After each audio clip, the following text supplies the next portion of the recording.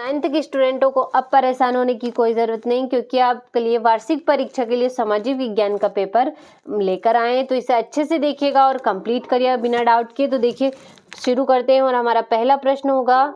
देखिए पहला प्रश्न है, सही विकल्प चुनिए। तो बंगाल में किस वर्ष अकाल पड़ा था? तो 1943 में। और अरब सागर में गिरने वाली नदी है? तो नर्मदा नदी होगी। और हिटलर ने 1939 में किस राष्ट्र पर आक्रमण किया? तो पोलैंड पर।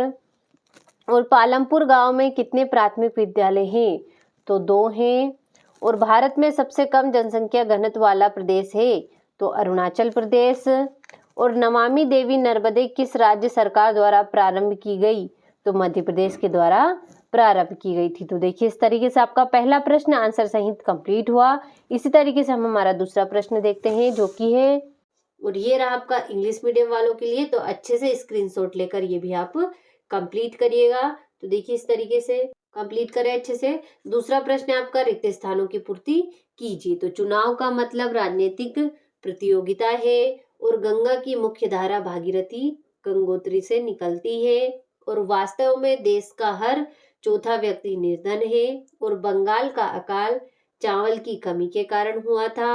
और हरियाणा में चौधरी देवीलाल ने न्याय शुद्ध आंदोलन नामक आंदोलन का नेतृत्व किया। और जर्मनी के विषय में थर्ड राइज ऑफ ड्रीम्स सालट बेराट ने लिखी थी। तो देखिए इस तरीके से आपका दूसरा प्रश्न है, मोस्ट इंपोर्टेंट पेपर आपके लिए मैं लेकर आई हूँ पेपर ये। तो अच्छे से देखिएगा और बिना डाउट के कंप्लीट करिएगा। तो देखिए ये रहा आपका इंग्लिश मीडियम वालों के लिए। तो अच्छे से इन आंसरों को ऊपर दे रखे हैं, इनको अच्छे से ट्रांसलेट कर कर इंग्लिश में इन्हें भी आप कंप्लीट करिएगा। इसी तरीके से हम अपना तीसरा प्रश्न देखते हैं, जो कि है सही जोड़ी मिलाइए। तो देखिए पहली होगी आपकी ब्रह्मपुत्र, तो होगा शांगमपो। और डल झील, तो डल झील का होगा आपका कश्मीर। और भारत वन सेवा की स्थापना तो 1864। और ऑस्ट्रिया को जर्मनी में मिला लिया, तो इसका होगा आपका 1938 में। और तेज चलने वाली पवन, तो इसका होगा जेट स्ट्रीम।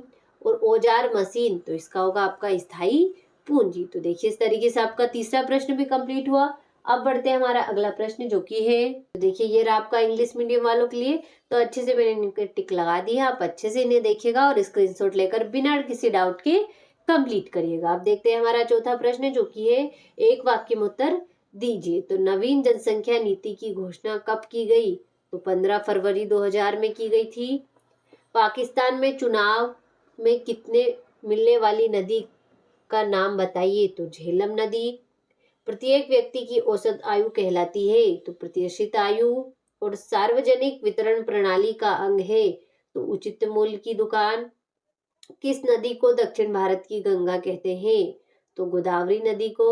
और अबुल कलाम आजाद का जन्म कहाँ हुआ था? तो तमिलनाडु में हुआ था। तो देखिए इस तरीके से आपका चौथा प्रश्न भी आंसर सहित कंप्लीट हुआ। ये रहा आपका इंग्लिश मीडियम वालों के लिए। तो अच्छे से स्क्रीनशॉट लेकर ऊपर आंसर दिए हुए हैं, आप ट्रांसलेट कर कर इन्हें कंप्लीट करिएगा। अब देखते हैं हमारा पांचवा प्रश्न, जो कि है सत्य असत्य बताइए। तो केरल में प्रति 1000 पुरुषों पर महिलाओं की संख्या 995 है, तो असत्य होगा। अन्नपूर्णा योजना दीन वरिष्ठ नागरिक समूह पर लक्षित है, तो सत्य है। भूमि के पाश्चात्य पूंजी उत्पादन का दूसरा आवश्यक कारक है, तो असत्य होगा। और ऑस्ट्रिया और स्पेन कैथोलिक चर्च के समर्थक थे, तो सत्य है। पालमपुर गांव में पशुपालन मुख्य उत्पादन किया है, तो असत्य होगा।